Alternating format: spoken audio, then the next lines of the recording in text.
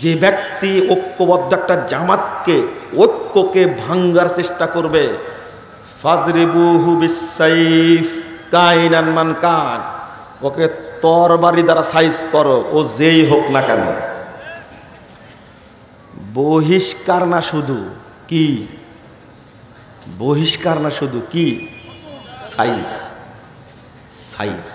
সহিহ মুসলিমের হাদিস। আর আপনারা বহিষ্কার করলে খুব তেলে বেগুনে জ্বলে ওঠেন, তাই না? খবরদার,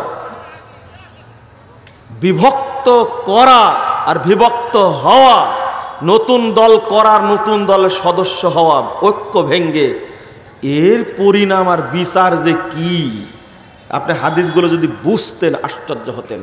লা হাওলা ওয়ালা কুওয়াতা ইল্লা বিল্লাহ। আজকে বাংলাদেশের ঐক্যবদ্ধ জনতার ঐক্যকে ভাঙ্গার চক্রান্ত চলছে, চলছে না?